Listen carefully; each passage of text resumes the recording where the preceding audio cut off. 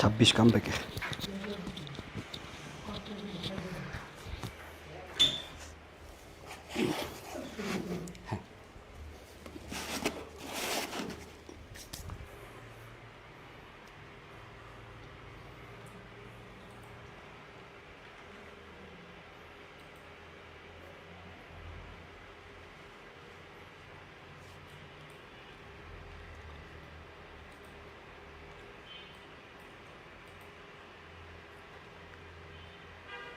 বিসমিল্লাহির রহমানির রহিম। আসসালামু আলাইকুম সুপ্রিয় শিক্ষার্থীরা, আপনাদের সবাইকে আমাদের আজকের অ্যাকাউন্টিং সেকেন্ড পেপারের দ্বিতীয় লাইভ ক্লাসে স্বাগত জানাচ্ছি।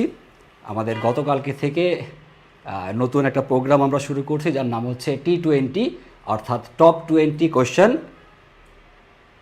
আজকে হচ্ছে এটার অ্যাকাউন্টিংয়ের দ্বিতীয় পত্রের দ্বিতীয় ক্লাস। আমরা হচ্ছে গত দিনের যে ক্লাসটা ছিল, গত দিনের ক্লাসে আমরা হচ্ছে আমাদের অনুপাত বিশ্লেষণ টপিকটা থেকে গুরুত্বপূর্ণ এমসিকিউ এবং সৃজনশীল অংশের সাজেশন আপনাদেরকে দিয়েছিলাম। আর আজকে আমরা যে টপিকটা শুরু করতে যাচ্ছি সেই টপিকটার নাম হচ্ছে উৎপাদন ব্যয় হিসাব। উৎপাদন ব্যয় হিসাব এটা হচ্ছে আমাদের অ্যাকাউন্টিং সেকেন্ড পেপারের 7 নম্বর অধ্যায়। 7 নম্বর অধ্যায়ের দুইটা অংশ, একটা হচ্ছে বেতন ও মজুরি, আর একটা হচ্ছে উৎপাদন ব্যয়। বেতন মজুরি থেকে সবগুলো বোর্ডে প্রত্যেক বছর প্রশ্ন না আসলেও উৎপাদন ব্যয় হিসাব এখান থেকে 7 প্রশ্ন আসবেই, এবং উৎপাদন ব্যয় হিসাবটা অন্যান্য টপিকের চাইতে অপেক্ষাকৃত সহজ, এবং এখানে কিছু নিয়মকানুন মনে রাখলে, অর্থাৎ উৎপাদন ব্যয় হিসাবের যে ছক, সেই ছকটা যদি আমরা একটু মনে রাখতে পারি, তাহলে এখান থেকে সৃজনশীল প্রশ্নে আমরা 10-এ 10 অবশ্যই আমরা সবাই পেতে পারবো। তো যারা যারা আমাদের এই আজকের লাইভ ক্লাসে জয়েন করেছেন, তারা সবাই একটু কষ্ট করে আমাকে জানাবেন সব কিছু ঠিকঠাক শুনতে এবং দেখতে পাচ্ছি কি না। পাশাপাশি আপনাদের যার যার নিজের টাইম লাইনে অবশ্যই ক্লাসটা একটু শেয়ার করে রাখবেন। যারা যারা ক্লাসে জয়েন হয়েছেন সবাই একটু কষ্ট করে ক্লাসটা যার যার প্রোফাইলে শেয়ার করে রাখেন। শেয়ার করা হলে একটু শেয়ার ডান লিখে রাখবেন।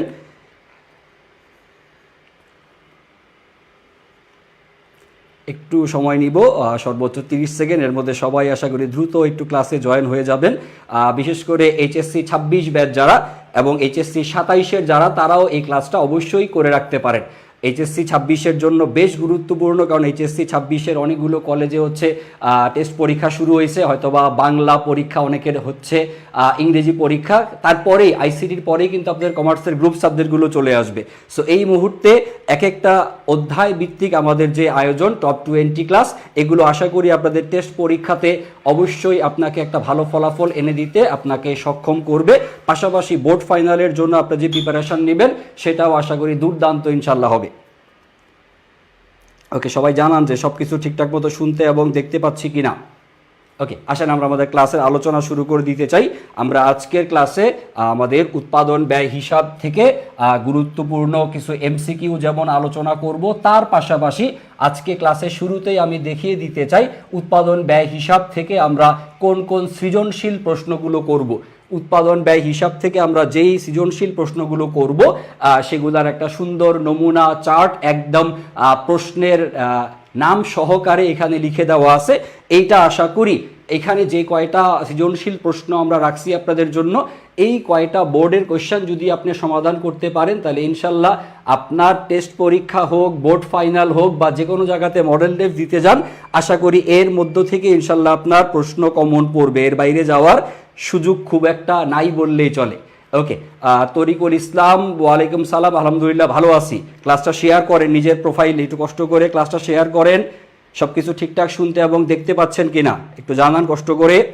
এবং বোর্ডে যেই ছকটা দেওয়া আছে কিছু প্রশ্নের নামধাম, সেইটা একটু দ্রুত একটা স্ক্রিনশট নিয়ে রাখেন, অথবা আমাদের পেইড ব্যাচের স্টুডেন্টরা তো পিডিএফ পেয়েই যাবেন। পাশাপাশি আমাদের পেইড ব্যাচের বাইরের যদি কেউ এই পিডিএফগুলো নিতে চান, সেক্ষেত্রে আমাদের এডুকেশনের পেজে মেসেজ দিয়ে যোগাযোগ করলে আপনারা হয়তো এই পিডিএফগুলো যদি আপনি প্রয়োজন মনে করেন চাইলে সংগ্রহ করে নিতে পারেন।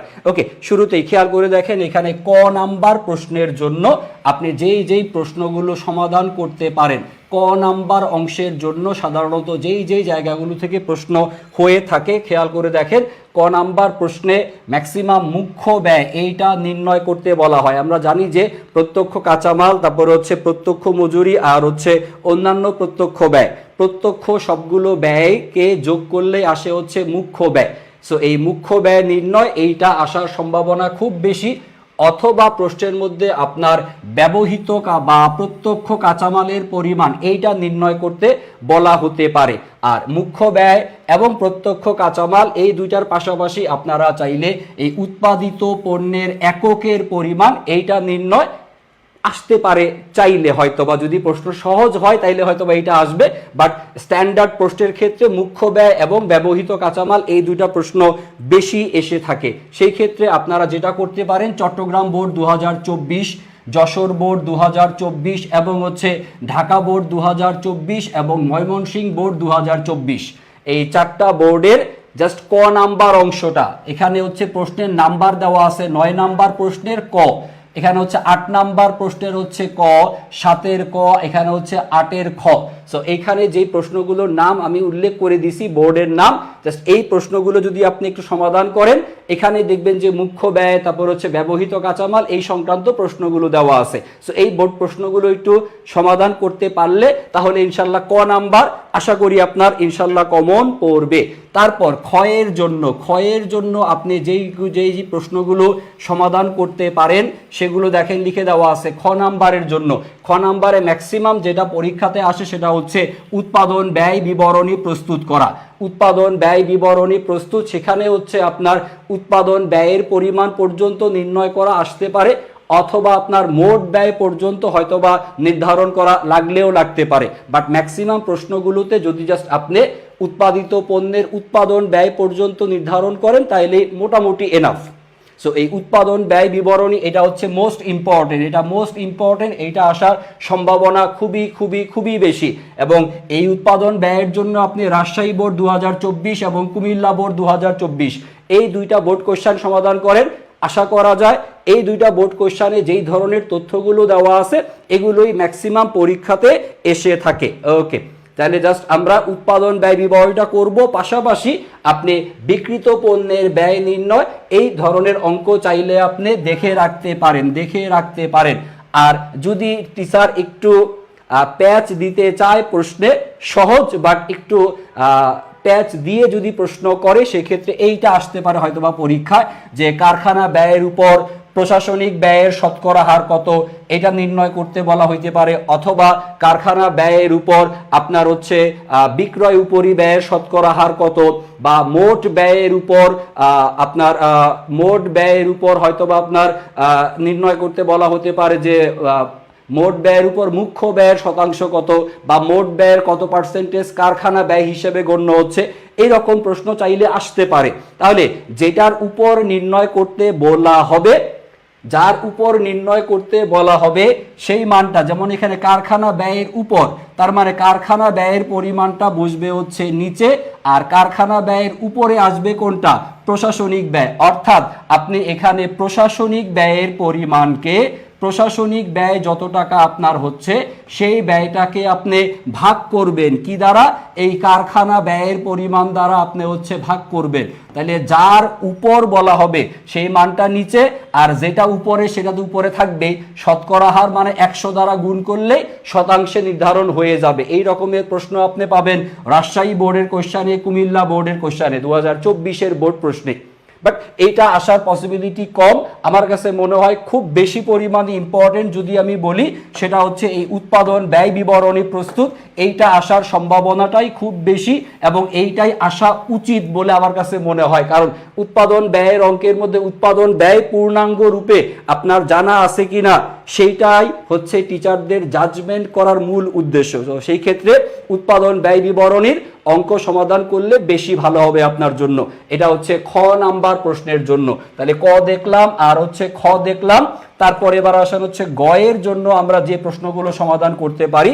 গ নাম্বার অংশের জন্য বেসিক্যালি খ এবং গ এই দুইটা ঘুরে ফিরে একই হয়, কোনো প্রশ্ন খয়েরটা গয়ে আসতে পারে, গয়েরটা ক্ষয়ের মধ্যে যেতে পারে, কারণ ক্ষয়ের জন্য আপনার 4 নম্বর বরাদ্দ, গয়ের জন্য কিন্তু 4 নম্বর বরাদ্দ। সো এটা ইন্টারচেঞ্জ হতেই পারে।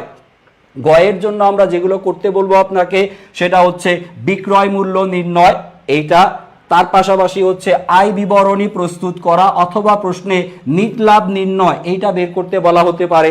নিট লাভ নির্ণয় করতে হলে আপনাকে তো আয় বিবরণী প্রস্তুত করাই লাগবে, না করার তো কোনো অপশন নাই। সো প্রশ্নের মধ্যে আয় বিবরণী নির্ণয় করা বা প্রস্তুত করা এইটা আসার সম্ভাবনা খুবই বেশি হচ্ছে কিসে আসার সম্ভাবনা, আয় বিবরণী প্রস্তুত করা, যেখান থেকে হচ্ছে নিট লাভের পরিমাণ নির্ণয় করতে বলা হতে পারে, অথবা মোট লাভের পরিমাণটাও নির্ণয় করতে বলা হতে পারে।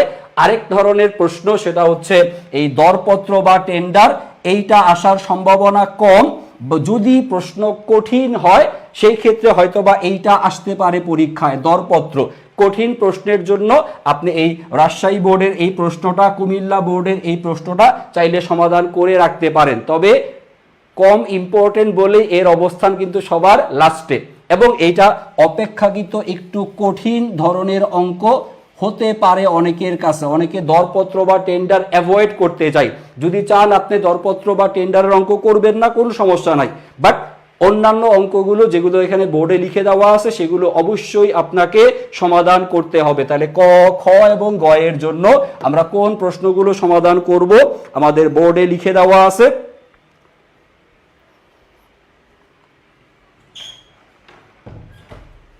সো বোর্ডে যে নামগুলো আপনার জন্য লিখে দেওয়া আছে সেই প্রশ্নগুলো, সেই নামগুলো অবশ্যই আপনারা ভালো মতো সমাধান করার চেষ্টা করবেন। জাস্ট গত বছরের টেস্ট পেপার খুললেই আপনি হয়তোবা পেয়ে যেতে পারেন। এইচএসসি 26 ব্যাচ যারা, তারা হয়তোবা টেস্ট পেপার সংগ্রহ, এখন তো নতুন টেস্ট পেপার বের হয় নাই, বাট নতুনটাতে যাওয়ার দরকার নাই। গত বছরের যারা পরীক্ষার্থী ছিলেন তাদের কাছ থেকে টেস্ট পেপার সংগ্রহ করেন, সেখানেই আপনি 2024-এর বা 23-এর বোর্ড কোশ্চেনগুলো সমাধান সহকারে পেয়ে যাবেন। অথবা আপনাদের ইন্টারমিডিয়েটের যে বই, সেই বইয়ের মধ্যেও এই ধরনের প্রশ্নগুলো শেষের দিকে, বোর্ড কোশ্চেন ম্যাক্সিমাম বইয়ের মধ্যেই থাকে, এবং এখানে আমি যে প্রশ্নগুলো দেওয়া আছে এখানে সবগুলাই জাস্ট হচ্ছে 2024-এর প্রশ্ন। সো 2024-এর যে বাংলাদেশের মোট 9টা বোর্ড, এই 9টা বোর্ডের গুরুত্বপূর্ণ প্রশ্নগুলো আমি এখানে উল্লেখ করছি। আশা করি এই প্রশ্নগুলো যদি আপনারা ভালো মতো বুঝে সমাধান করতে পারেন, তাহলে ইনশাল্লাহ আপনাদের উৎপাদন ব্যয় থেকে কোনো সমস্যা আশা করি আর থাকবে না। আর এই অঙ্কগুলো করতে গিয়ে যদি আপনারা কোথাও কোনো ঝামেলায় পড়েন, সেই ক্ষেত্রে এই জন্য তো পেইড ব্যাচে আসা লাগবে। এই অঙ্কগুলো আমাদের পেইড ব্যাচের কোর্সে ক্লাসে আমরা অলরেডি করায় ফেলছি, এখন রিভিশন প্রোগ্রাম চলতেছে। আর যারা আমাদের পেইড ব্যাচের বাইরে আছেন, সমস্যা নাই, আপনারা যে কোনো জায়গা থেকে বোর্ড কোশ্চেনগুলো সংগ্রহ করে এই প্রশ্নগুলো ইনশাল্লাহ একটু সমাধান করে রাখেন। পরীক্ষার পরে না হয় ধন্যবাদ জানাবেন যদি কমন পড়ে। আচ্ছা, তাহলে সৃজনশীল প্রশ্নের জন্য আমরা এই প্রশ্নগুলো সবাই বুঝে আশা করি সমাধান করে নিব। এবার আসেন আমাদের সৃজনশীল প্রশ্নের পরে আমরা সরাসরি কিছু এমসিকিউর কোশ্চেনে চলে যেতে চাই। আর এমসিকিউর কোশ্চেন শুরু করার আগে আপনাদেরকে তথ্য জানাইতে চাই, সেটা হচ্ছে আমরা শুরুতে সৃজনশীল প্রশ্ন সাজেশন দিয়ে দিছি, এবং এমসিকিউগুলো সমাধান করার পর আমরা কয়েকটা সৃজনশীল প্রশ্ন আপনাদেরকে সমাধান করাবো। তো সেই পর্যন্ত অবশ্যই আপনারা আমাদের সাথে ইনশাল্লাহ থাকবেন বলে আমরা আশা রাখতে চাই। ওকে, আসেন শুরু করি আমরা গুরুত্বপূর্ণ কিছু এমসিকিউ কোশ্চেনের সমাধান। যারা ক্লাস দেখছেন একটু আমাকে জানাবেন যে এই প্রশ্নগুলোর উত্তর কি হতে পারে। কমেন্টে টাইপ করে লিখে জানাবেন, কমেন্টে টাইপ করে লিখে অবশ্যই জানাবেন, কমেন্টে টাইপ করে লিখে উত্তরগুলো দেওয়ার চেষ্টা করি। এগুলো সবই উৎপাদন ব্যয় হিসাব টপিকের গুরুত্বপূর্ণ বাছাই করা প্রশ্ন যেগুলো পরীক্ষাতে আসার সম্ভাবনা খুবই বেশি। এই অধ্যায় থেকে ডেফিনেটলি সিকিউ পরীক্ষাতে আসবে। বেতন মজুরি থেকে নাও আসতে পারে, বা উৎপাদন ব্যয় থেকে অবশ্যই আসবে পরীক্ষায়। এবং আমি যেই কয়েকটা সাজেশন দিছি সেই কয়টা ভালো মতো করলে ইনশাল্লাহ এনাফ, এর বাইরে আশা করি আর লাগবে না। ওকে, আসেন সৃজনশীল শুরু করতে চাই। আমাদের এমসিকিউ কোশ্চেন শুরু করি। আসেন এমসিকিউ কোশ্চেন, শুরুতে প্রশ্ন নাম্বার 1 নাম্বার প্রশ্ন, উৎপাদন ব্যয় হিসাবের উদ্দেশ্য জানতে চাইছে। উৎপাদন ব্যয় হিসাবের উদ্দেশ্য, 3টা অপশন দেওয়া আছে। ব্যয় নির্ণয় করা বা ব্যয় নির্ধারণ করা, যে কোনোটা প্রশ্নে দেওয়া থাকতে পারে। ব্যয় নির্ণয় বা ব্যয় নির্ধারণ, তারপরে হচ্ছে ব্যয়ের নিয়ন্ত্রণ, আর হচ্ছে ব্যয়কে হিসাবের বইতে বা হিসাবের খাতায় লিপিবদ্ধ করা। তো এই তিনটা জিনিসের মধ্যে ব্যয় নির্ণয়, ব্যয় নিয়ন্ত্রণ আর হচ্ছে ব্যয় লিপিবদ্ধ, এই তিনটা জিনিসের মধ্যে কোনটা উৎপাদন ব্যয় হিসাবের উদ্দেশ্য হিসেবে গণ্য হবে? দ্রুত একটু কমেন্টে উত্তরটা লিখবেন, কমেন্টে উত্তর লেখার চেষ্টা করবেন। শুরুতেই কোয়েশ্চেন নাম্বার 1, ব্যয় নির্ণয়, ব্যয় নিয়ন্ত্রণ আর হচ্ছে ব্যয়ের লিপিবদ্ধ, তিনটার মধ্যে উৎপাদন ব্যয় হিসাবের উদ্দেশ্য হবে কোনটা? উৎপাদন ব্যয় হিসাবের উদ্দেশ্য, উৎপাদন ব্যয় হিসাবের উদ্দেশ্য হবে হচ্ছে এখানের 1 নাম্বার যে অপশন ব্যয় নির্ণয়, এটা হচ্ছে উৎপাদন ব্যয় হিসাবের উদ্দেশ্য, ব্যয় নির্ণয় করা, পাশাপাশি হচ্ছে ব্যয়টাকে হিসাবের বইতে বা হিসাবের খাতায় লিপিবদ্ধ করা, ব্যয়ের লিপিবদ্ধ করা, এইটা হিসাব বিজ্ঞানের উদ্দেশ্যের মধ্যে আসবে। ব্যয় নিয়ন্ত্রণ, এটা হিসাব বিজ্ঞানের উদ্দেশ্য, ব্যয়ের লিপিবদ্ধকরণ, এটাও হিসাব বিজ্ঞানের উদ্দেশ্যের মধ্যে আসবে। তাহলে সঠিক উত্তর হবে হচ্ছে অপশন নাম্বার ঘ নাম্বার অপশন। তারপরে দেখেন কোশ্চেন নাম্বার 2 নাম্বার প্রশ্ন, উৎপাদন ব্যয় হিসাব বিজ্ঞানের প্রথম এবং প্রধান উদ্দেশ্য।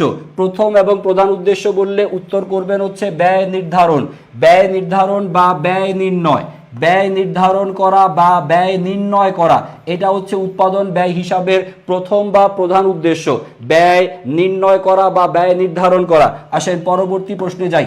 পরবর্তী প্রশ্ন কোয়েশ্চেন নাম্বার 3, মুখ্য ব্যয়ের অন্তর্ভুক্ত উপাদান কোনটা কোনটা জিজ্ঞাসা করা হয়েছে। মুখ্য ব্যয়ের অন্তর্ভুক্ত উপাদান, মুখ্য ব্যয় থেকে আসা প্রশ্ন।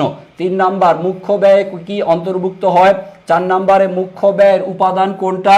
আর 5 নাম্বার প্রশ্নটা হচ্ছে পরোক্ষ কাঁচামাল, পরোক্ষ কাঁচামাল এইটা কোন ধরনের উপরি ব্যয়ের মধ্যে আসবে? যে 3টা প্রশ্ন আপনার সামনে আছে, এই 3টা প্রশ্নই কিন্তু 2025-এর বোর্ড পরীক্ষায় আসা প্রশ্ন।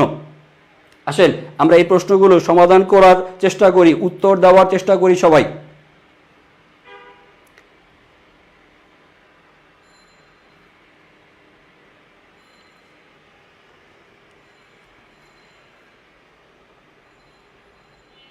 ওকে, কোয়েশ্চেন নাম্বার 3, মুখ্য ব্যয়ের অন্তর্ভুক্ত হয়, মুখ্য ব্যয় নির্ণয়ে যা অন্তর্ভুক্ত হবে। মুখ্য ব্যয়ের মধ্যে কি কি আসে? মুখ্য ব্যয়ের মধ্যে প্রত্যক্ষ কাঁচামাল এটা আসবে, তারপরে হচ্ছে আপনার প্রত্যক্ষ শ্রম বা প্রত্যক্ষ মজুরি, প্রত্যক্ষ শ্রম বা প্রত্যক্ষ মজুরি এইটা হিসাবের মধ্যে আসবে।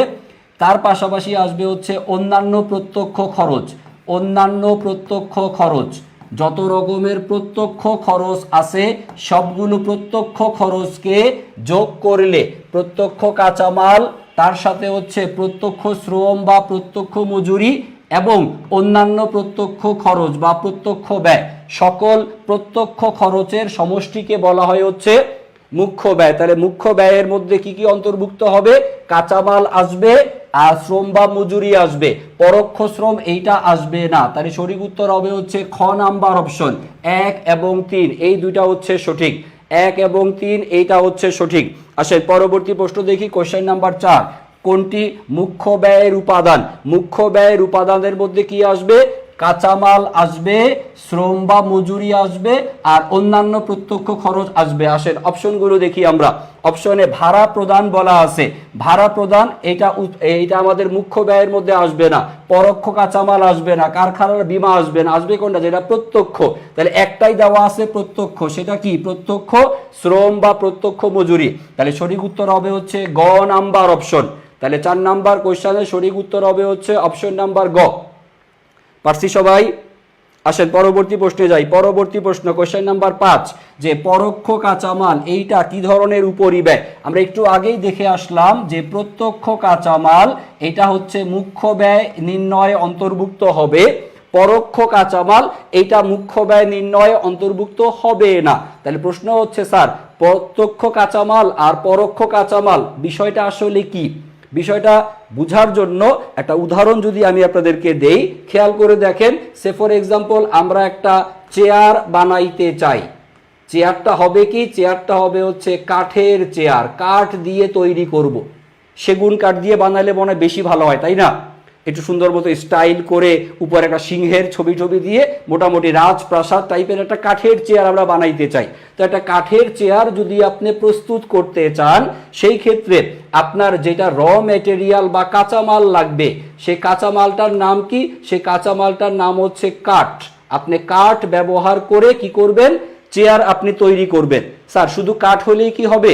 কাঠের সাথে আপনাকে চেয়ারের হাতল বা চেয়ারের পায়া এগুলো যুক্ত করার জন্য আপনার কি কি বিষয়ের দরকার?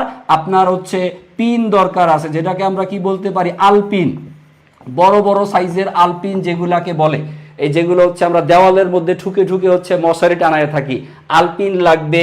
তারপরে হচ্ছে আপনার আঠা লাগবে, সুপার গ্লু যেটা আঠা, ঘাম, এগুলো দিয়ে হচ্ছে আপনি এগুলোকে যুক্ত করবেন। তাহলে আলপিন এবং হচ্ছে আঠা, এই দুইটা উপাদান কিন্তু আপনার যে কাঠের চেয়ার তৈরি করলেন, কাঠের চেয়ারের দিকে তাকালে আপনার চোখে শুধু কাঠ দেখতে পাবেন, আলপিন এবং আঠা কিন্তু আপনি খালি চোখে দৃষ্টিগোচর হবে না। বাট এই দুইটা উপাদান ছাড়া কিন্তু চেয়ার তৈরি করা সম্ভব না। তাহলে যেই উপাদানগুলো আমরা খালি চোখে দেখতে পাবো না, সেগুলা হবে হচ্ছে আমাদের পরোক্ষ কাঁচামাল, সেগুলো হবে হচ্ছে পরোক্ষ কাঁচামাল। এবং যেই কাঁচামালটা আমরা সরাসরি দেখতে পাচ্ছি সেটাকে বলা হবে হচ্ছে প্রত্যক্ষ কাঁচামাল। তাহলে আশা করি দুইটা বিষয়ের পার্থক্য আপনাদের বোধগম্য হয়ে যাওয়ার কথা। যে উপাদানটা আপনি দেখবেন সেটা হচ্ছে প্রত্যক্ষ, যে উপাদানটা দেখতে পাবেন না সেটা হচ্ছে পরোক্ষ। তাহলে প্রত্যক্ষ কাঁচামাল এটা মুখ্য ব্যয় নির্ণয়ে আসবে, এবং পরোক্ষ কাঁচামাল যেটা সেটা আসবে হচ্ছে কারখানা উপরিব্যয়ের মধ্যে, কারখানা উপরিব্যয়। তাহলে কারখানা উপরিব্যয় নির্ণয়ের সময় পরোক্ষ কাঁচামাল বিবেচিত হবে। যতগুলো পরোক্ষ উপাদান আছে, পরোক্ষ কাঁচামাল, পরোক্ষ মজুরি, অন্যান্য পরোক্ষ খরচ, এই সবগুলো পরোক্ষ খরচকে যোগ করলেই আপনার কারখানা উপরিব্যয়ের পরিমাণ আসে। কারখানা উপরিব্যয় সকল প্রকারের পরোক্ষ উপাদানগুলো এসে থাকে। আসেন পরবর্তী প্রশ্নে যেতে চাই। পরবর্তী প্রশ্ন যাওয়ার আগে আপনাদেরকে জাস্ট একটু রিমাইন্ডার দিয়ে রাখতে চাই, আমাদের যে T20 প্রোগ্রাম চলতেছে, এই টপিক ওয়াইজ সাজেশন ভিত্তিক ক্লাস, এটার পরবর্তী ক্লাস কবে? আজকে হচ্ছে আমরা 16 তারিখ শুক্রবার আমরা হচ্ছে আমাদের এখানে অ্যাকাউন্টিং ক্লাস নিচ্ছি। শুক্রবার আপনারা হচ্ছে অ্যাকাউন্টিং সেকেন্ড পত্র দ্বিতীয় পত্রের ক্লাস পাচ্ছেন। আগামীকালকে শনিবার দিন, আগামীকাল শনিবার ঠিক সেম সময়ে সন্ধ্যা 7:10 এই সময়ে আমাদের এডুকেশনের কমার্সের পেজ থেকে আপনারা মার্কেটিং সেকেন্ড পেপারের সাজেশন ভিত্তিক ক্লাস পেয়ে যাবেন। সো আগামীকালকে ঠিক 7:10 সময় মার্কেটিং দ্বিতীয় পত্রের ক্লাসের জন্য সবাই উপস্থিত থাকবেন। এবং এই রুটিনটা একটু কষ্ট করে একটা স্ক্রিনশট দিয়ে রাখতে পারেন, একটা ছবি তুলে রাখতে পারেন। আর যদিও আমাদের এডুকেশনের পেজে নিয়মিত আপনাদেরকে রিমাইন্ডার হিসেবে পোস্ট দেওয়া হচ্ছে, বাট তারপরেও পরীক্ষা আপনার, পড়াশোনা আপনার, একটা স্ক্রিনশট নিয়ে রাখা এটা আপনার নিজেরই দায়িত্ব, যাতে মনে থাকে আপনার কোন দিন কোন ক্লাসটা আপনাকে করতে হবে। সো আজকে শুক্রবার, আগামীকাল শনিবার দিন আমরা মার্কেটিং দ্বিতীয় পত্রের ক্লাসে অবশ্যই সবাই উপস্থিত থাকবে, এবং প্রত্যেকটা ক্লাস সন্ধ্যা 7:10 এই সময়ে আমাদের শুরু হবে। এবং প্রতিদিন ক্লাস আছে, কোনো গ্যাপ নাই, একদম জানুয়ারি মাসের 31 তারিখ পর্যন্ত আমাদের কন্টিনিউ এই ক্লাসগুলো চলতে থাকবে। এবং এই ক্লাসগুলোর উদ্দেশ্য হচ্ছে জাস্ট এক একটা চ্যাপ্টার, যেটা গুরুত্বপূর্ণ চ্যাপ্টার, সেই গুরুত্বপূর্ণ চ্যাপ্টার থেকে আপনাদেরকে গুরুত্বপূর্ণ সৃজনশীল অংশের সাজেশন এবং পাশাপাশি গুরুত্বপূর্ণ এমসিকিউ সম্পর্কিত আলোচনা, যা আপনার ওই অধ্যায়টা যেটা আপনার টেস্ট এবং বোর্ড ফাইনালের জন্য ইম্পর্টেন্ট, সেই জিনিসটাই আমরা আপনাদেরকে একদম A to Z কমপ্লিট করে দেওয়ার চেষ্টা করতেছি। সৃজনশীলে কি করবেন আপনি সেটার সাজেশন, সৃজনশীল প্রশ্নও আমরা ক্লাসে সমাধান করে দিচ্ছি, আর এমসিকিউ তো বোনাস হিসেবে থাকছে। এবং আশা করি এই এমসিকিউগুলো আপনাদের পরীক্ষার জন্য বেশ গুরুত্বপূর্ণ হবে। আশা করি 2-1টা কমনও পড়বে। আসেন পরবর্তী কোশ্চেন সমাধান করি। কোশ্চেন নাম্বার 6 দেখেন, 6 নাম্বার প্রশ্নে বলা আছে নিচের কোনটি কারখানা উপরি খরচ এর উপাদান? কারখানা উপরি খরচ এর উপাদান, একটু আগে এই কোশ্চেনটা আমরা দেখছি। কারখানা উপরি খরচের উপাদান হবে কোনটা? পরোক্ষ কাঁচামাল, এটা হবে সঠিক উত্তর। কারখানা উপরি ব্যয়ের মধ্যে আসবে হচ্ছে পরোক্ষ কাঁচামাল। অন্যান্য উপাদানগুলো যদি আমরা দেখি অপশনে, এখানে বিজ্ঞাপন ব্যয় বলা আছে, আর হচ্ছে বিক্রয় কর্মীর বেতন এবং বিজ্ঞাপন ব্যয়, এই দুইটা হচ্ছে আমাদের বিক্রয় সংক্রান্ত উপরি ব্যয়। বিক্রয় উপরি ব্যয়ের মধ্যে আসবে যেগুলো আমাদের বিক্রয়ের সাথে সম্পর্কিত, বিজ্ঞাপন খরচ, বিক্রয় কর্মীর বেতন অথবা বহি পরিবহন বা বিক্রয় পরিবহন, এগুলাকে বলা হবে হচ্ছে বিক্রয় সংক্রান্ত উপরিব্যয়। আর অফিস সংক্রান্ত যে আইটেমগুলো, যেমন এখানে অফিস ভাড়া বলা আছে, অফিস ভাড়া এটা হবে হচ্ছে আমাদের অফিস ও প্রশাসনিক উপরিব্যয়, অফিসের উপরিব্যয়, বা এটাকে চাইলে আমরা প্রশাসনিক উপরিব্যয়ও বলতে পারি। তাহলে অফিস সংক্রান্ত যে ব্যয়গুলো হবে, অফিসের ভাড়া অথবা আপনার অফিসের কর্মকর্তা কর্মচারীদেরকে বেতন প্রদান করা, এগুলো হচ্ছে আমাদের কিসের মধ্যে আসবে? অফিস ও প্রশাসনিক উপরিব্যয়। আর যে উপাদানগুলো আপনার বিক্রয়ের সাথে সম্পর্কিত, সেগুলাকে আমরা বলবো হচ্ছে বিক্রয় সংক্রান্ত উপরিব্যয়। আর কারখানা উপরি খরচ, অ্যান্সার হবে কোনটা এখানে? পরোক্ষ কাঁচামাল। আসেন পরবর্তী কোশ্চেনে যাই। পরবর্তী প্রশ্ন কোশ্চেন নাম্বার 7 নাম্বার প্রশ্ন দেখেন। 7 নাম্বার প্রশ্নে কি লিখে দেওয়া আছে? 7 নাম্বার প্রশ্নে বিক্রিত পণ্যের ব্যয় এর সাথে যদি আমরা অফিস ও প্রশাসনিক উপরিব্যয় আর হচ্ছে বিক্রয় ও বিতরণ উপরিব্যয়, একটু আগেই আমরা পড়লাম না, বিক্রয় কর্মীর বেতন, বিক্রয় উপরিব্যয়, অফিস ভাড়া, অফিস ও প্রশাসনিক উপরিব্যয়, আর এর সাথে বিক্রিত পণ্যের ব্যয়, এই তিনটা বিষয়কে যদি আমরা একসাথে যোগ করি তাহলে আমরা যে উপাদানটা পাবো সেটার নাম কি হওয়া উচিত? দেখি দ্রুত একটু কমেন্টে উত্তর লেখেন, কমেন্টে উত্তর লেখেন কি হবে অ্যান্সার এটার অ্যান্সার কি হওয়া উচিত?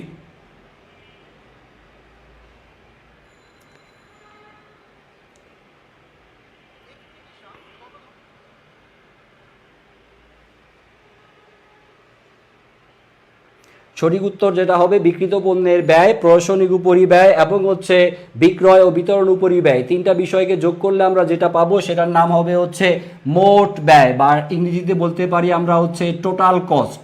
মোট ব্যয় ইংরেজিতে হচ্ছে টোটাল কস্ট বলা হবে। যাদের উৎপাদন ব্যয় এর ছক ভালো মতো মনে আছে তারা আশা করি এই কোশ্চেনটা সবাই অ্যান্সার করতে পারছেন। তাহলে এই সবগুলো বিষয় যোগ করলে কি আসবে স্যার?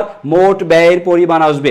আসেন পরবর্তী কোশ্চেন দেখি, কোশ্চেন নাম্বার 8 নাম্বার প্রশ্ন, উৎপাদন খরচ এর অন্তর্ভুক্ত হবে যে উপাদানগুলো, উৎপাদন খরচ নির্ণয়ের ক্ষেত্রে আপনি যেই বিষয়গুলোকে অন্তর্ভুক্ত করবেন, উৎপাদন খরচ নির্ণয়ের ক্ষেত্রে আমরা যেই বিষয়গুলোকে অন্তর্ভুক্ত করব, উৎপাদন হিসাব নির্ণয়ের ক্ষেত্রে যে বিষয়গুলোকে অন্তর্ভুক্ত করা হবে, এখানে পরোক্ষ কাঁচামাল যেটা, এইটা বিবেচনায় আসবে। পরোক্ষ কাঁচামাল উৎপাদন ব্যয়ের মধ্যে আসবে। কারখানার ব্যবস্থাপকের বেতন, এইটা উৎপাদন খরচের মধ্যে আসবে। কিন্তু হিসাব রক্ষক বা অ্যাকাউন্টেন্টের বেতন এটা হচ্ছে আপনার প্রশাসনিক উপরিব্যয়ের মধ্যে আসবে। প্রশাসনিক উপরিব্যয়, হিসাব রক্ষকের বেতন এটা আসবে হচ্ছে প্রশাসনিক উপরিব্যয়। তাহলে 1 নাম্বার এবং হচ্ছে 3 নাম্বার এই দুইটা সঠিক। তাহলে সঠিক উত্তর পাবো হচ্ছে খ নাম্বার অপশনে 1 এবং 3।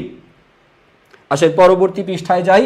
পরবর্তী পৃষ্ঠায় গিয়ে আমাদের পরবর্তী প্রশ্নগুলো সমাধান করার চেষ্টা করি। কোশ্চেন নাম্বার 9, কোশ্চেন নাম্বার 10, আমরা জাস্ট শুরুর দিকে কিছু থিওরিটিক্যাল কোশ্চেন রাখছি, বেসিকটা যাতে আমাদের মোটামুটি একটু ক্লিয়ার হয়। আর 10-এর পরে 11 নাম্বার কোশ্চেন থেকে আমরা শুরু করব হচ্ছে এখান থেকে ম্যাথমেটিক্যাল এমসিকিউ যেগুলো আসতে পারে এবং যেগুলোতে আপনাদের প্রবলেমের পরিমাণটা হয়তো বা অপেক্ষাকৃত একটু বেশি। ওকে, ম্যাথে যাওয়ার আগে লাস্ট দুটা থিওরিটিক্যাল এমসিকিউ আসেন, কোশ্চেনের উত্তর বুঝে নেওয়ার চেষ্টা করি। কোশ্চেন নাম্বার 9 জিজ্ঞাসা করা হচ্ছে নিচের কোনটা প্রত্যক্ষ খরচ যেটা মুখ্য ব্যয় নির্ণয়ের মধ্যে আসে, প্রত্যক্ষ খরচ হবে কোনটা? বহি পরিবহন। এটা কি জিনিস? এটা হচ্ছে আপনার বিক্রয় উপরিব্যয়। বহি পরিবহন এটা আসবে হচ্ছে বিক্রয় উপরিব্যয়ের মধ্যে। তারপর বলা আছে হচ্ছে ব্যবস্থাপকের বেতন এটা হচ্ছে আপনার প্রশাসনিক উপরিব্যয়। ব্যবস্থাপকের বেতন হচ্ছে প্রশাসনিক উপরিব্যয়।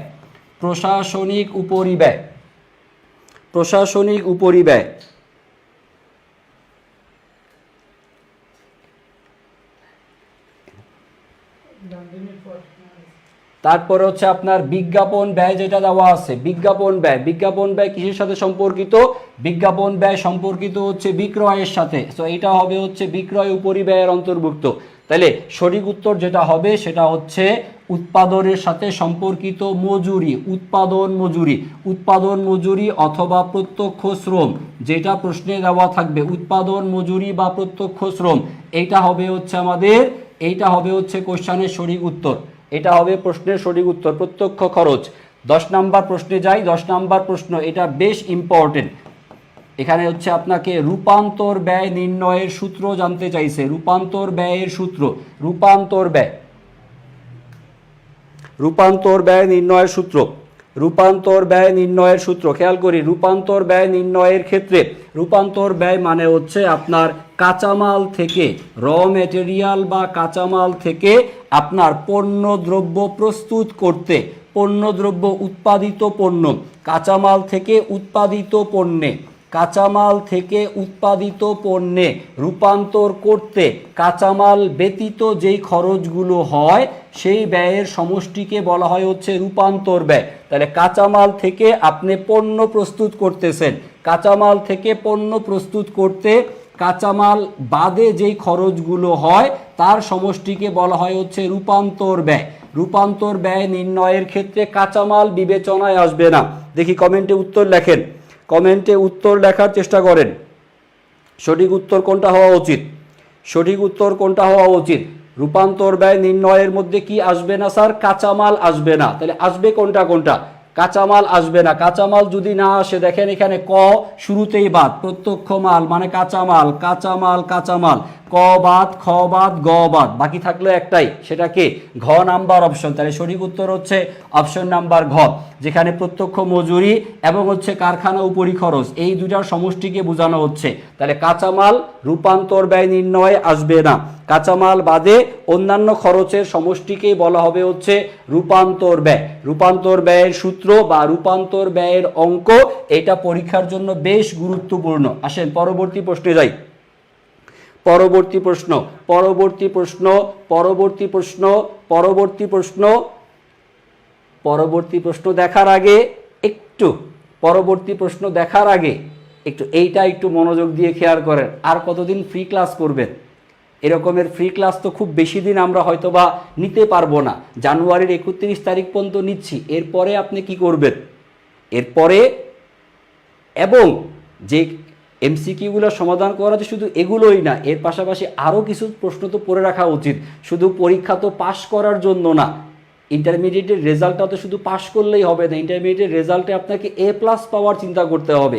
আর যাদের টার্গেট যে আমরা এ প্লাস কনফার্ম করতে চাই, এই এ প্লাস প্রত্যাশীদের জন্য, ভালো ফলাফল প্রত্যাশীদের জন্য এইচএসসি 26 ব্যাচের যেই ভাইয়ারা আপুরা আছেন, যারা এখনও ঘুমিয়ে আছেন যে আসুক, টেস্ট পরীক্ষা না হয় চলতেছে, কোনো রকমে ধানাই পানাই করে টেস্ট পার হয়ে গেলেন, বোর্ড ফাইনাল, সেই বোর্ড ফাইনাল পরীক্ষাতে আপনার সর্বোচ্চ ভালো রেজাল্টের জন্য এইচএসসি 26 ব্যাচ আমাদের কামব্যাক 2.0 কোর্সে অলরেডি আমাদের অর্ধেকের মতো সিলেবাস প্রায় শেষের দিকে।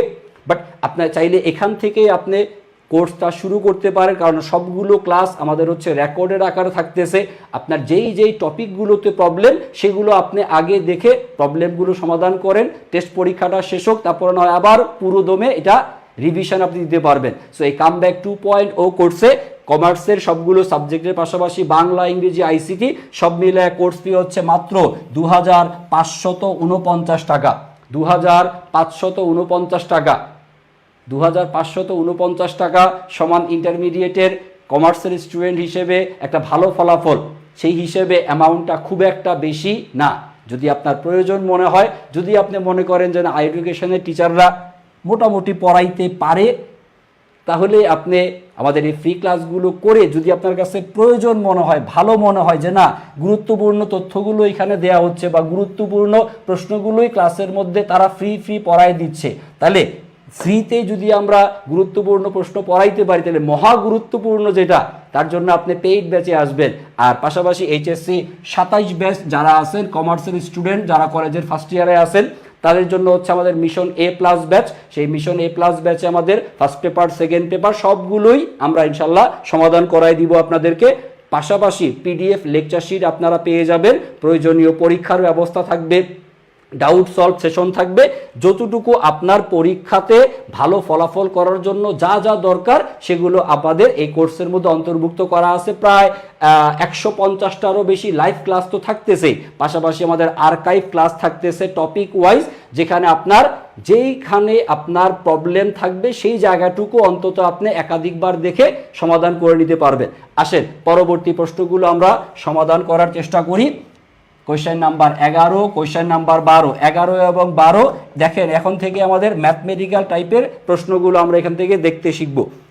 ম্যাথমেটিক্যাল টাইপের প্রশ্নগুলো উৎপাদন ব্যয় থেকে সাধারণত 3টা বা 4টা এমসিকিউ আপনার পরীক্ষাতে আসে, বাট আপনারা 26 ব্যাচের সময়কে যেহেতু আপনাদের হচ্ছে ফুল সিলেবাস, তো ফুল সিলেবাসে উৎপাদন ব্যয় থেকে হয়তো বা ম্যাক্সিমাম 2টা বা 3টা প্রশ্ন আসার সম্ভাবনা আছে। সেই ক্ষেত্রে 1টা বা 2টা হয়তো বা ম্যাথ আর হচ্ছে এমসিকিউর ক্ষেত্রে যেগুলো থিওরিটিক্যাল এমসিকিউ 1টা বা 2টা, যদি আপনার 2টা থিওরি আসে তাহলে 1টা বা 2টা ম্যাথ আসতে পারে। এই রকমের 2-1 বা 2-2 এই রকমের আসার সম্ভাবনা খুব বেশি। আসেন কোয়েশ্চেন নাম্বার 11 যে প্রশ্নটা, এইটা আমরা কিভাবে সমাধান করব দেখার চেষ্টা করি। এই যে প্রশ্নটা সমাধান করে যাচ্ছি আমরা, চট্টগ্রাম বোর্ড 2025-এর বের করতে বলা সারা বছরের উৎপাদিত পণ্য কত একক, তার মানে উৎপাদিত পণ্যের একক বের করতে বলা আছে।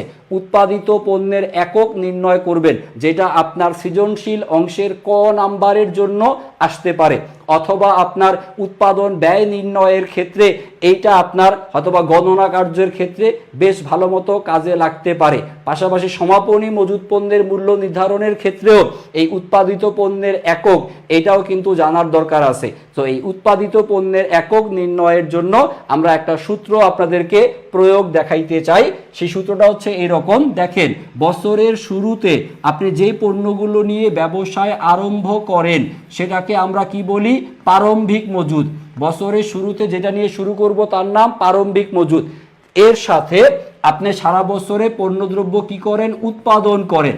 তাহলে উৎপাদিত পণ্য, খেয়াল করেন আপনি যখন পণ্য উৎপাদন করেন, পণ্য উৎপাদন করার সাথে সাথেই কি আপনি বিক্রয় করতে পারেন? উৎপাদনের সাথে সাথে তো আর বিক্রয় হবে না। উৎপাদন করে আপনি একটা জায়গাতে মজুত করে রাখবেন, গুদামজাত করে রাখবেন, তারপর সেখান থেকে আপনি অল্প অল্প করে বিক্রয় করবেন। তাহলে যখনই আমরা পণ্য উৎপাদন করি সেই পরিমাণটা প্রারম্ভিক মজুদের সাথে যোগ হয়, কারণ প্রারম্ভিক মজুদ আর উৎপাদিত পণ্য এই দুইজন মিলে কোথায় একসাথে থাকে, গুদামে, স্টোর হাউসে, ওয়্যার হাউসে। তাহলে ওয়্যার হাউসে প্রারম্ভিক মজুদ পণ্য এর সাথে উৎপাদিত পণ্য কি হবে, যোগ, এবং এই দুইটার সমষ্টি বা যোগফল থেকে আপনি সারা বছরে আপনি পণ্য কি করবেন, বিক্রয় করবেন। তাহলে বিক্রয়ের এককটা আমরা কি করব, বাদ দিব, বিয়োগ করব, কারণ বিক্রয় করলে গুদাম থেকে পণ্য কি কমে যাচ্ছে, উৎপাদন করলে বাড়ে আর বিক্রয় করলে কমলে হচ্ছে মাইনাস। আর এই 3টা বিষয়কে যোগ বিয়োগ করে বছরের শেষে যে পণ্যগুলো অবিকৃত অবস্থায় থাকে সেটাকে আমরা বলবো হচ্ছে সমাপনী মজুদের একক, সমান হচ্ছে সমাপনী একক। যদি এই সূত্রটা আপনি একটু মনে রাখতে পারেন তাহলে আপনার এই টাইপের কোশ্চেন সমাধান করা মোটেও কঠিন কিছু না।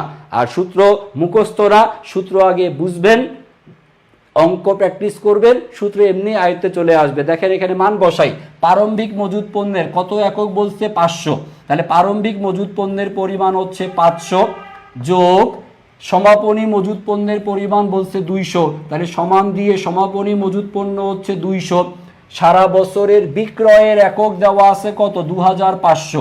তাহলে বিক্রয়ের এককটা হচ্ছে মাইনাস 2500।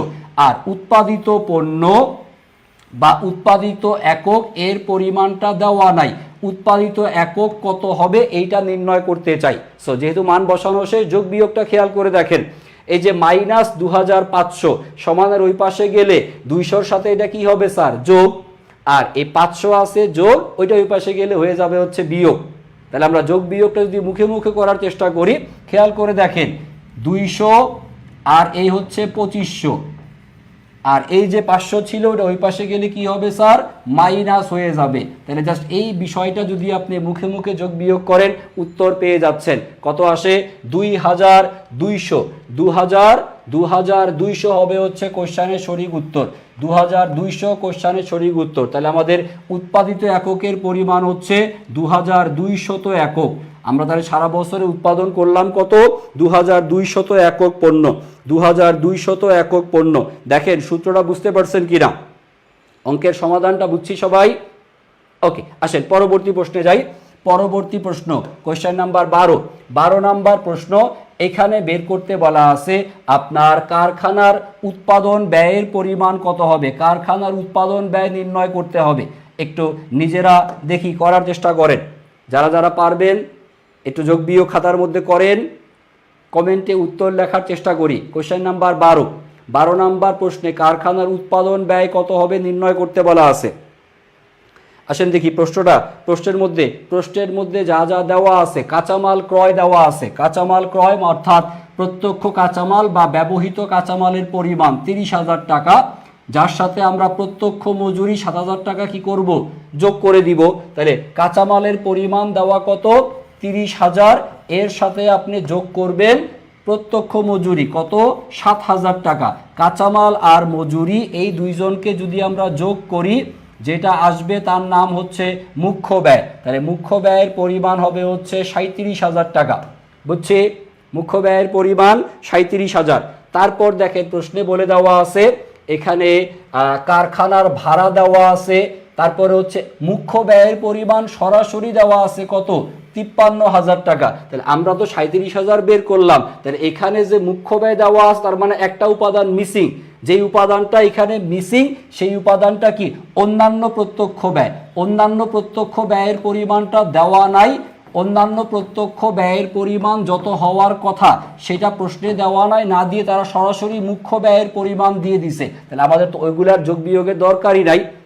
তাহলে একটু মুছে দিয়ে আবার প্রথম থেকে যদি করি, যেহেতু সরাসরি মুখ্য ব্যয় দেওয়া আছে তাহলে শুধু শুধু আমরা কেন পরিশ্রমটা করব। দেখেন মুখ্য ব্যয় দেওয়া আছে, তো মুখ্য ব্যয়ের সাথে আপনি কারখানা সংক্রান্ত ব্যয়গুলোকে যোগ করলেই আপনার কারখানার উৎপাদন ব্যয়ের পরিমাণ নির্ধারণ করা হয়ে যাবে।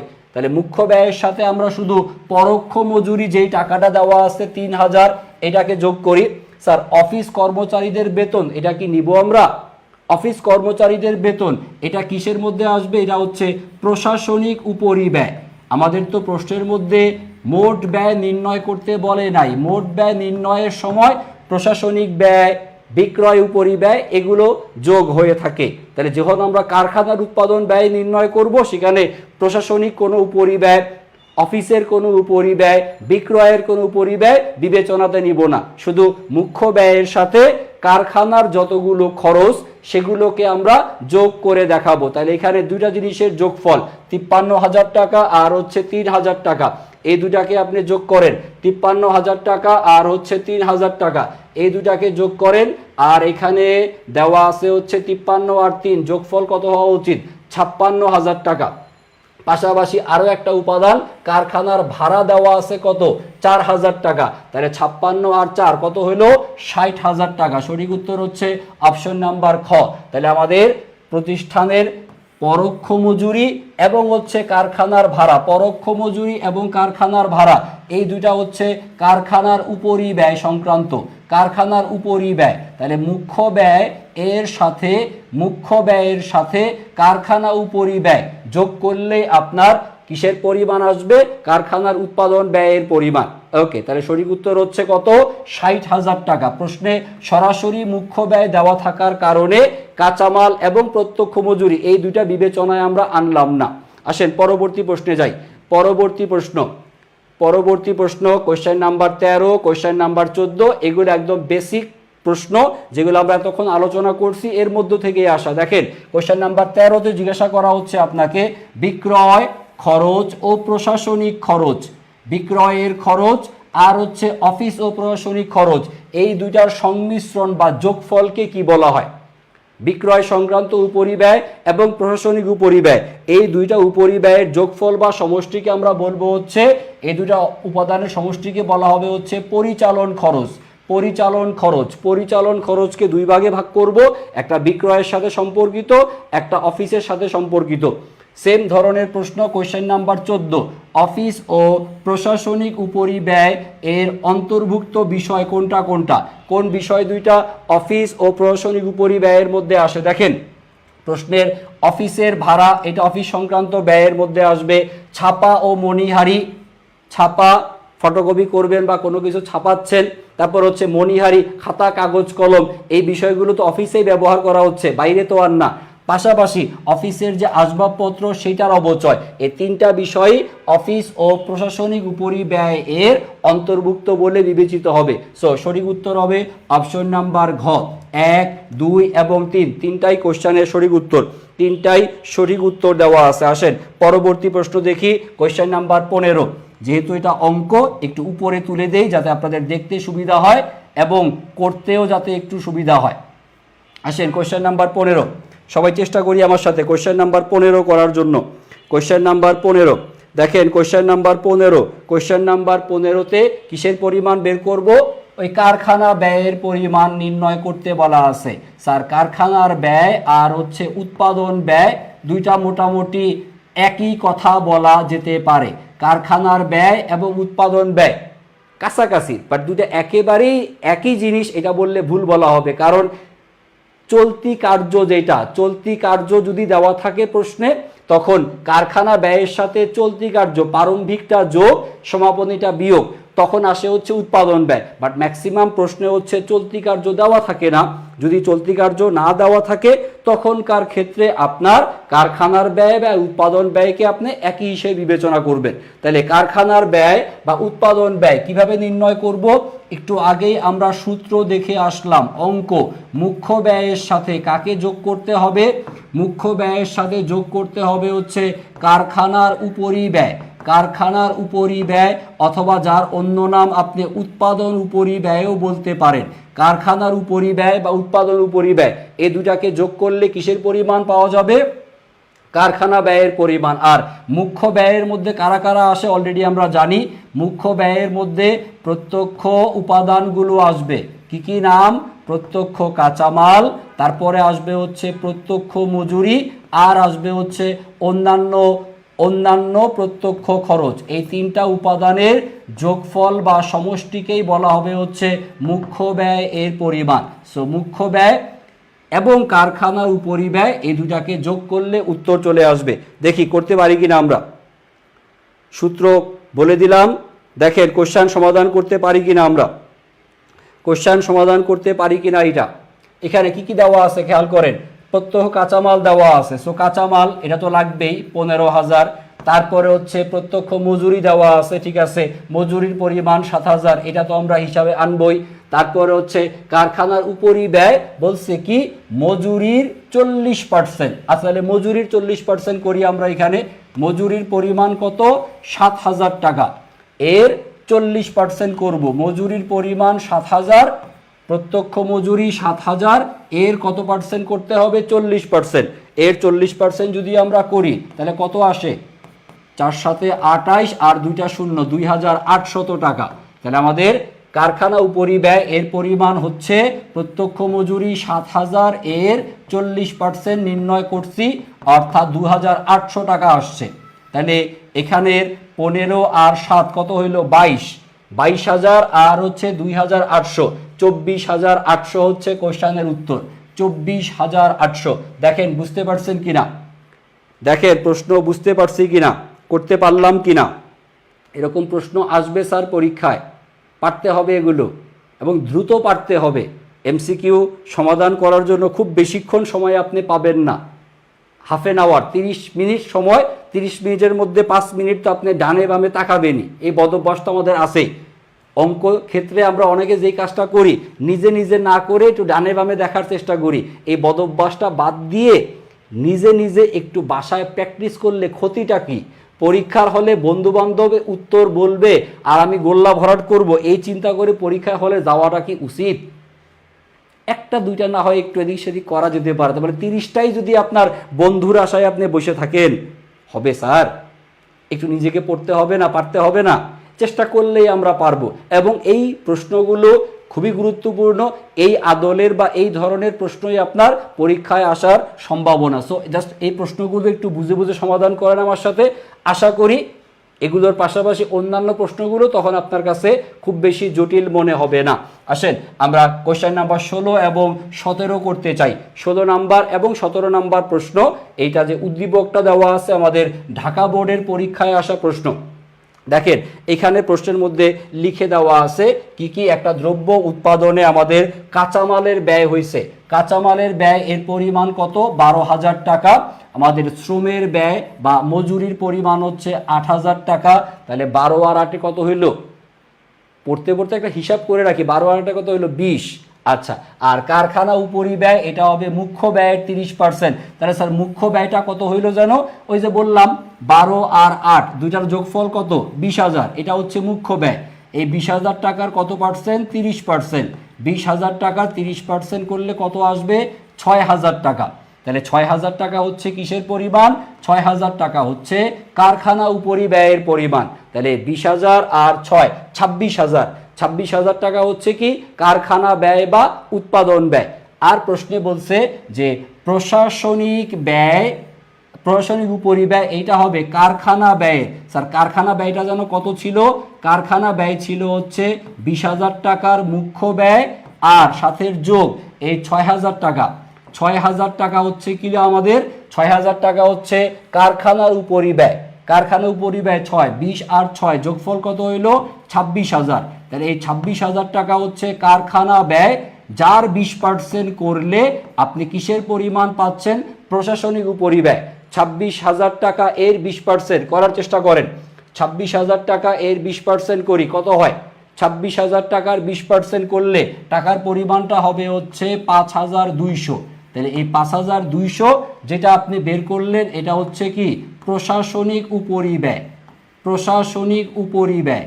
আর এই প্রশাসনিক উপরিব্যয়ের টাকাও যদি এর সাথে আপনি যোগ করেন 20 আর 6 26, 26-এর সাথে যদি এই 5,200 যোগ করেন তাহলে টাকার পরিমাণ কত হলো? 31,200। আর এই 31,200 হচ্ছে মোট ব্যয়ের পরিমাণ। যদি বের করতে বলে আমরা এভাবে নির্ণয় করে নিতে পারবো। সো প্রশ্ন পড়তে পড়তে মোটামুটি মুখে মুখে একটা হিসাব হয়ে গেছে। দেখি তো প্রশ্নে বেসিক্যালি কি কি বের করতে বলছে? 16 এবং 17 কি বের করতে বলছে? কারখানা উপরিব্যয়ের পরিমাণ। স্যার কারখানা উপরিব্যয় অলরেডি বের করছি আমরা। কারখানা উপরিব্যয় কত জানো? মুখ্য ব্যয়ের 30%। দেখেন একটু আলাদা কালার দিয়ে আমি দাগাই দিচ্ছি আপনাদের। কারখানা উপরিব্যয় এর পরিমাণ হচ্ছে মুখ্য ব্যয় এর 30%, অর্থাৎ 20,000 টাকা এর 30% করলে কত টাকা যেন আসছে? 6,000। কোথায় আছে 6,000? ক নাম্বার অপশনে। তার পরবর্তী প্রশ্ন নাম্বার 17, প্রশাসনিক উপরিব্যয়ের পরিমাণ চাইছে। এই যে প্রশাসনিক উপরিব্যয়ের পরিমাণ আমরা বের করছি 5,200 টাকা। কিভাবে আসছে? প্রশাসনিক উপরিব্যয় হচ্ছে কারখানা ব্যয় এর কত? 20%, অর্থাৎ এই 26,000 টাকা এর 20% করে যেটা আমরা বের করছিলাম 5,200, এটা হবে হচ্ছে প্রশাসনিক উপরিব্যয়। আমাদের প্রশ্নে যদি মোট ব্যয় বের করতে বলতো উত্তর হতো কত টাকা? 31,200 টাকা। এইভাবে প্রশ্নগুলো যদি বুঝে বুঝে একটু সমাধান করতে পারেন, এটা পরীক্ষার হলেই যদি আপনি প্রথমবার প্র্যাকটিস করতে যান তাহলে সময় বেশি লেগে যাবে। এই প্রশ্নটা পরীক্ষার হলে প্রিপারেশান ছাড়া গেলে কমপক্ষে 3-4 মিনিট সময় লাগবে। আর যদি আপনি এরকম প্রশ্ন নিজে বাসায় প্র্যাকটিস করেন, অভ্যস্ত হন এই ধরনের প্রশ্নে, তাহলে পরীক্ষার হলে এই দুইটা প্রশ্ন সমাধান করতে আপনার 1 মিনিটের বেশি লাগা উচিত না, যদি আপনার প্র্যাকটিস থাকে। স্যার পরীক্ষার হলে কেউ 3 মিনিটে অ্যান্সার করবে আর কেউ 1 মিনিটে অ্যান্সার করবে। কে ভালো ফলাফল করা উচিত? যে দ্রুত অ্যান্সার করতে পারবে সে অন্যান্য প্রশ্নগুলোর জন্য সময় বের করতে পারবে। সো নিজের ভালো তো স্যার পাগলেও বুঝে, আপনারা কেউ তো আর পাগল না, আপনারা সবাই সুস্থ মাথার মানুষ। আশা করি এই প্রশ্নগুলো একটু প্র্যাকটিস করে রাখার চেষ্টা করবেন। শুধু পরীক্ষার আগের রাত্রে এমসিকিউ পড়ে আপনি এমসিকিউতে 30-এ 30 পাবেন না। আপনাকে প্রতিনিয়ত অল্প অল্প করে কিছু বোর্ড কোশ্চেন সমাধান করে রাখলেই হয়। এবং আমরা যে প্রশ্নগুলো আপনাদেরকে সাজেশন হিসেবে দিচ্ছি এগুলো সবই হচ্ছে একদম লেটেস্ট প্রশ্ন, এবং এই প্রশ্নগুলোই দেখা যায় যে পরীক্ষাতে রিপিট হওয়ার চান্স আছে। কোশ্চেন নাম্বার 18, কোশ্চেন নাম্বার 19 আসেন সমাধান করার চেষ্টা করি। কোশ্চেন নাম্বার 18তে বলছে কোনটা বিক্রয় উপরি খরচ এর অন্তর্ভুক্ত? বিক্রয়ের উপরি খরচ। বিক্রয়ের উপরি খরচ বিক্রয় সংক্রান্ত খরচ যেগুলো, অর্থাৎ বিজ্ঞাপন খরচ বা বহি পরিবহন বা ডেলিভারি ভ্যানের খরচ, এগুলো সবই হবে বিক্রয় উপরি খরচ। তারপর হচ্ছে পণ্যের নকশা ব্যয়। পণ্যের নকশা ব্যয় অথবা পণ্যের ডিজাইন এর ব্যয়। পণ্যের ডিজাইন এর ব্যয়, অথবা প্রশ্নে হচ্ছে পণ্যের ফর্মা ব্যয়। ফর্মা হচ্ছে আমরা ইংরেজিটাকে ডাইস বলে থাকি, ডাইস একটা চাষ বা যেটাকে হচ্ছে প্লাস্টিক দিয়ে একটা ফরমেট, যে এই পণ্যটা ডিজাইনটা কীরকমের হবে, যে ফর্মার মধ্যে রেখে হচ্ছে পণ্যটা তৈরি করা হয়। যেমন ইট যখন তৈরি করে, ইটের জন্য কাঠ দিয়ে একটা চারকোনা ফরমেট তৈরি করে, যার মধ্যে মাটি দিলাম, সমান হলো, দেন তারপর আপনি আগুনে পোড়াইলেন। তাহলে এই যে কাঠ দিয়ে যেটা তৈরি সেটাই হচ্ছে কি ফর্মা বা ডাইস। এরকমের ফর্মা তৈরির ব্যয়, অথবা নির্দিষ্ট কোনো একটা ডিজাইনের ব্যয়, অথবা পণ্যের নকশা তৈরির ব্যয়, এই জিনিসটা কোন ধরনের ব্যয়, যে কোনোটা পরীক্ষাতে আসতে পারে। খেয়াল করেন, এই যে তিনটা জিনিসের কথা বললাম, নকশার ব্যয়, ডিজাইনের ব্যয়, ফর্মার ব্যয়, এগুলো সরাসরি পণ্য উৎপাদনের সাথে সম্পর্কিত। আপনি ইট বানাবেন, ফর্মা লাগবে, ডাইসটা আপনার লাগবে, কি শেপে বানাবেন, তার একটা কাঠ দিয়ে একটা শেপ আপনি তৈরি করবেন, এটা পণ্য উৎপাদনের সাথে সরাসরি সম্পর্কিত। সো এটাকে বলা হবে হচ্ছে প্রত্যক্ষ ব্যয় হবে হচ্ছে কোশ্চেনের সঠিক উত্তর। আসেন পরবর্তী প্রশ্নে যাওয়ার চেষ্টা করি। অলরেডি আমাদের কোশ্চেন নাম্বার 19 পর্যন্ত হয়ে গেছে। পরবর্তী প্রশ্ন কোশ্চেন নাম্বার 20। তবে আমরা আজকে জাস্ট 20টা কোশ্চেনেই শেষ করব না, 20-এর পরে আরও কিছু প্রশ্ন আপনাদের পড়ার জন্য আমাদের এই পিডিএফে দেওয়া থাকবে, একটু মনোযোগ দিয়ে বাকি প্রশ্নগুলো আপনারা দেখে রাখবেন।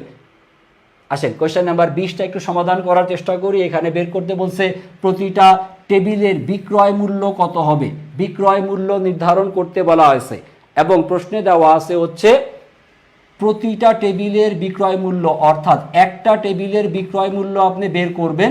সেই ক্ষেত্রে প্রশ্নের শুরুতেই 10টা টেবিলের উৎপাদন ব্যয় দেওয়া আছে। ঝামেলাটা এখান থেকেই শুরু। প্রশ্নে দেওয়া আছে 10টা টেবিলের উৎপাদন ব্যয়, কিন্তু আপনাকে বের করতে বলছে প্রতিটা, অর্থাৎ একটা টেবিলের বিক্রয় মূল্য। তাহলে আপনি শুরুতেই নির্ণয় করে নেন যে একটা টেবিল এর উৎপাদন ব্যয় কত হয়। একটা টেবিল এর উৎপাদন ব্যয় 10টা বানাইতে খরচ কত আমার 12,000 টাকা। তাহলে আমি খুব সহজেই 12,000-কে 10 দ্বারা ভাগ করে নেই।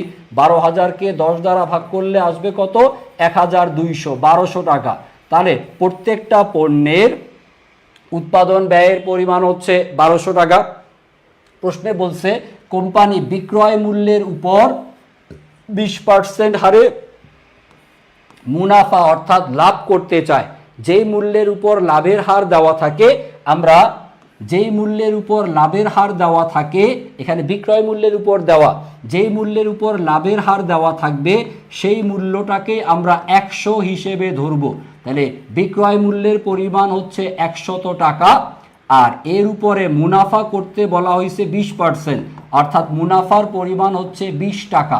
খেয়াল করে দেখেন, বিক্রয় মূল্য আর হচ্ছে মুনাফা ধরে নিলাম, এটা আমরা যেই মূল্যের উপর মুনাফা সেই মূল্যকে আমরা 100 ধরব।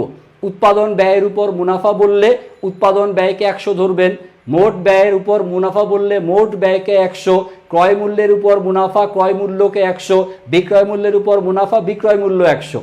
যার উপর মুনাফার হার সেই মূল্যটাকে 100 ধরব, আর বিক্রয় মূল্য থেকে মুনাফা বিয়োগ করলেই আপনি কিসের পরিমাণ পাবেন, এখানে এই প্রশ্ন অনুযায়ী আপনি পাবেন উৎপাদন ব্যয়ের পরিমাণ কত হচ্ছে 80 টাকা।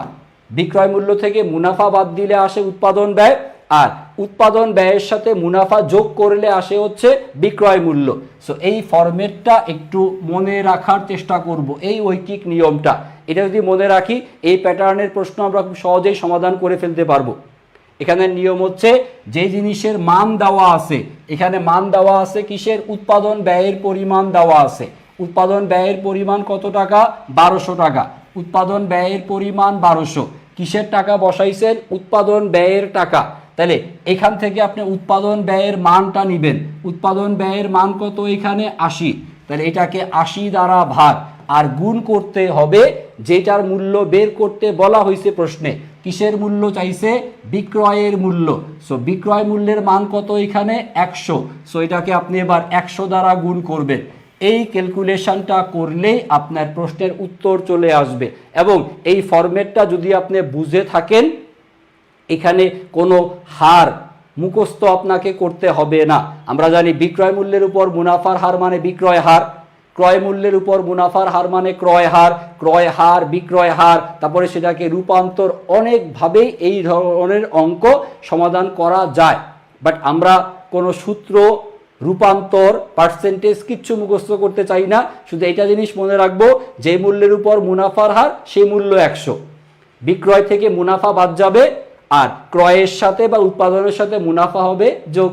এই ফরম্যাটেই আপনি এইটা তৈরি করে যেটার মান দেওয়া আছে সেটার মান দ্বারা হচ্ছে ভাগ, যেটার টাকা দেওয়া আছে সেটার মান দ্বারা ভাগ, এবং যেটার মান বের করতে হবে সেটার মান দিয়ে গুণ। ক্যালকুলেশন করলে উত্তর চলে আসে কত? 1500। একটু সময় নিলাম এই কোশ্চেনটাতে, যাতে আপনি এই নিয়মটা যাতে খুব ভালো মতো ধরতে পারেন বা বুঝতে পারেন। যদি এই নিয়মটা বুঝে থাকেন, এই সেম নিয়মেই আমাদের পরবর্তী কোশ্চেন নাম্বার 41 দেখেন। এটা কুমিল্লা বোর্ডের প্রশ্ন, এই বছরের প্রশ্ন। দেখেন 40 এককের উৎপাদন ব্যয় কত বলছে? 800। 40টার ব্যয় কত? 800। তাহলে 40টার ব্যয় যদি 800 হয়, তাহলে আমরা 800কে 40 দ্বারা ভাগ দেই। 800কে 40 দ্বারা ভাগ দিলে কত আসে? 20 টাকা। তার মানে আমাদের এক একটা পণ্যের উৎপাদন ব্যয়ের পরিমাণ কত? বেশি না, মাত্র কত? 20 টাকা উৎপাদন ব্যয়। তাহলে উৎপাদন ব্যয়ের পরিমাণ কত টাকা হচ্ছে? 20। উৎপাদন ব্যয়ের পরিমাণ হচ্ছে 20। কোম্পানি বিক্রয় মূল্যের উপর 20% মুনাফা করতে চায়। দ্যাট মিন্স আমাদের বিক্রয় মূল্য এর পরিমাণ হচ্ছে 20।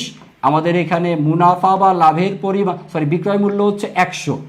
বিক্রয় মূল্য হচ্ছে 100, যেটার মান দেওয়া থাকবে সেটা 100। বিক্রয় মূল্য 100, মুনাফার পরিমাণ হচ্ছে 20। বিক্রয় মূল্য থেকে মুনাফা বাদ যায়, 100 থেকে 20 বাদ দিলে হচ্ছে 80, আর 80-র নাম হচ্ছে কি? উৎপাদন ব্যয়। প্রশ্নে বের করতে বলছে কিসের পরিমাণ? বিক্রয় মূল্য। বিক্রয় মূল্যের মান 100, 100 দ্বারা আপনি কি করবেন? গুণ। আর প্রশ্নে কিসের মান দেওয়া আছে? উৎপাদন ব্যয়। উৎপাদন ব্যয়ের মান কত? 80। এই 80 দ্বারা কি হবে? ভাগ হবে। দেখেন এখানে মান বসাই। এক একটা পণ্যের উৎপাদন ব্যয় ছিল কত আমাদের? 20 ভাগ উৎপাদন ব্যয়। উৎপাদন ব্যয়ের মান কত? 80 ডিভাইডেড বাই 80 গুণ কিসের মান বের করতে হবে? বিক্রয় মূল্যের মান বের করবেন। তো বিক্রয় মূল্যের মান কত? 100 দ্বারা আপনি করবেন হচ্ছে গুণ। 100 দ্বারা গুণ করলে কোশ্চেনের উত্তর পেয়ে যাবেন। দেখেন 20 দ্বারা 80 রে কাটলে কত? 4, আর 4 দ্বারা 100 রে ভাগ করলে হচ্ছে 25। উত্তর হবে হচ্ছে 25 টাকা। দেখেন এবার বুঝছেন কিনা? এই দুইটা প্রশ্ন যদি বুঝে থাকেন, এই রকমের একটা এমসিকিউ পরীক্ষাতে আশা করি আসবে, হয়তো বা কোনো না কোনো বোর্ড পরীক্ষাতে বা কারো না কারো টেস্ট পরীক্ষাতে। সো এই নিয়মটা একটু মনে রাখবেন, তাহলে আপনার কোন মূল্যের উপর মুনাফার হার দেওয়া আছে, সেটার পরবর্তীতে এটাকে চেঞ্জ করা লাগবে কি লাগবে না, এই রকমের জটিল তত্ত্ব আপনাকে মুখস্থ রাখা লাগবে না। সহজভাবে এই অঙ্কগুলো সমাধান আমরা করে ফেলতে পারবো। ওকে, তাহলে আমরা আপনাদের পড়ার জন্য আরও কিছু এমসিকিউ রাখছি, সেগুলো একটু আপনারা নিজেরা, আমাদের এখানে উত্তরও দেওয়া আছে, উত্তর দেখে দেখে নিজেরা একটু সমাধান করবেন। কয়েকটা গুরুত্বপূর্ণ অঙ্ক এখানে দেওয়া আছে। এখানে আমাদের মোট কোশ্চেন দেওয়া আছে হচ্ছে 30টা। যদিও টপ 20টা কোশ্চেন পড়ানোর কথা, গতদিন 20টা কোশ্চেনই আমি পড়াইছি, বাট 20টা কোশ্চেন পড়ার পর আবার মনের মধ্যে কিছুটা অতৃপ্তি রয়ে গেছিল যে মাত্র 20টা পড়াইলাম, কমন পড়বে। আশা করি প্রথম 20টা থেকেই পড়বে। তারপরেও আপনাদের প্র্যাকটিস করার জন্য একদম 30টা প্রশ্ন আমরা অলরেডি এখানে দিয়ে রাখছি। সো ধরে রাখতে পারেন এই যে 30টা প্রশ্ন উৎপাদন ব্যয় টপিকের 30টা প্রশ্ন, এটা আপনি একটা এমসিকিউ পরীক্ষা হিসেবেও নিজেকে জাজ করতে পারেন, এবং এই প্রশ্নগুলো যদি আপনি সমাধান করে নিতে পারেন, আশা করা যায় পরীক্ষাতে আর আপনাকে চিন্তিত হওয়া লাগবে না। আসেন আমরা আপনাদেরকে গুরুত্বপূর্ণ কয়েকটা সৃজনশীল প্রশ্ন দেখাই দিতে চাই, যে রকমের প্রশ্ন পরীক্ষাতে আসতে পারে বা উৎপাদন ব্যয় টপিক থেকে কি ধরনের প্রশ্ন এসে থাকে তার নমুনাটা আমরা একটু আপনাদেরকে দেখাতে যাচ্ছি। দেখেন এখানে বোর্ডে যে প্রশ্নটা দেওয়া আছে, এটা ঢাকা বোর্ড 2022-এর প্রশ্ন। আমি যে সাজেশনগুলো আপনাদেরকে শুরুতে দেখাই আসছি, সেখানে ঢাকা বোর্ড 2024-এর কোশ্চেনগুলো দেওয়া ছিল, এবং ওই 24-এর কোশ্চেনের আদলের মতোই প্রশ্ন হচ্ছে এই ঢাকা বোর্ড বা অন্যান্য বোর্ডের 2022-এর প্রশ্ন।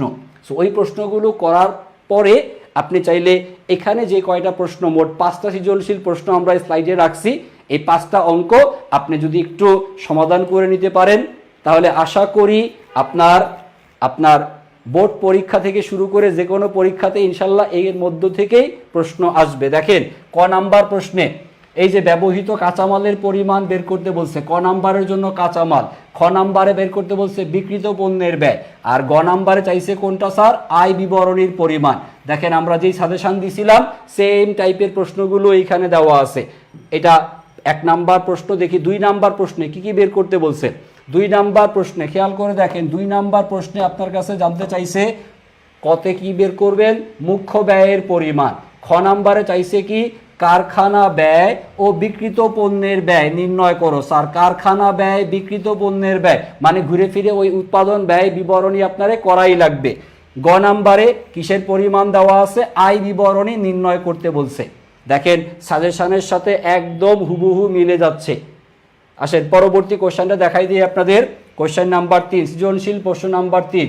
সৃজনশীল প্রশ্ন নাম্বার 3 এটা হচ্ছে সিলেট বোর্ডের একটা প্রশ্ন।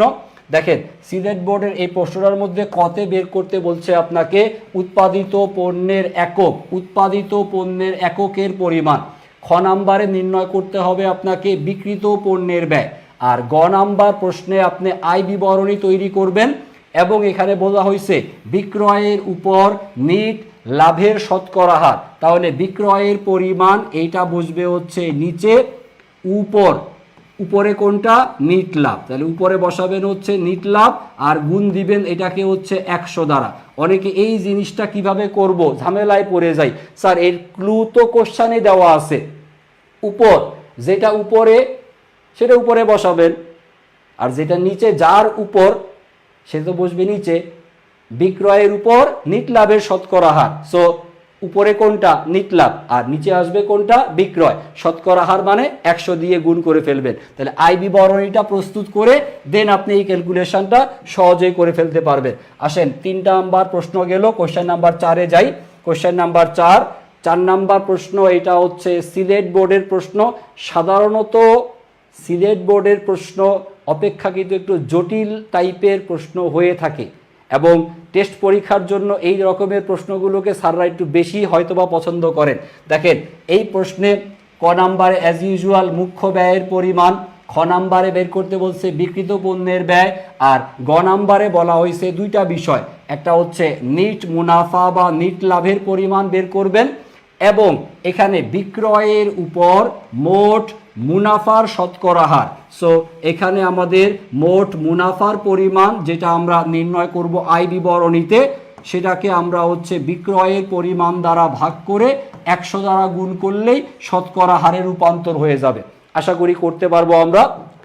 4 নাম্বার প্রশ্ন, লাস্ট যে প্রশ্ন আপনাদেরকে সাজেশন হিসেবে দিতে চাই আমি, কোশ্চেন নাম্বার 5।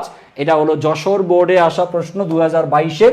এখানেও দেখেন কতে মুখ্য ব্যয়ের পরিমাণ বের করবেন, খ নাম্বারে কারখানা ব্যয় বা উৎপাদন ব্যয়ের পরিমাণ, আর গ নাম্বারে বের করতে বলছে মুনাফার পরিমাণ। স্যার শুধু যদি আমাকে মুনাফা বলে দেওয়া থাকে তখন আমরা কোন পর্যন্ত করব, শুধু মুনাফা বললে আমরা নিট মুনাফা বা নিট লাভ এই পর্যন্ত নির্ণয় করব। অর্থাৎ মুনাফা বের করতে হলে আপনাকে আয় বিবরণীটাই করতে হবে, আয় বিবরণী করা লাগবে আপনাকে। সো এই যে 5টা প্রশ্ন আপনাদেরকে দেখালাম এবং শুরুতে যে সাজেশন দিলাম, খেয়াল করেন প্রত্যেকটা বোর্ডের কোশ্চেনের সাথেই আমার সাজেশনের কিন্তু 100% আপনি মিল খুঁজে পাচ্ছেন।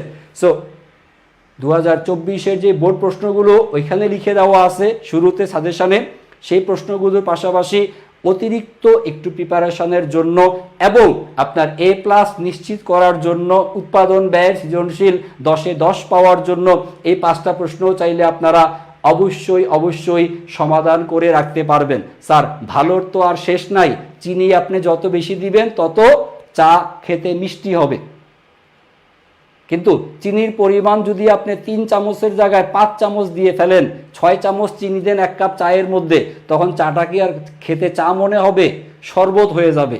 তার মানে পরিশ্রম করলে ভালো ফলাফল করা যায়, এটা কথা সত্য।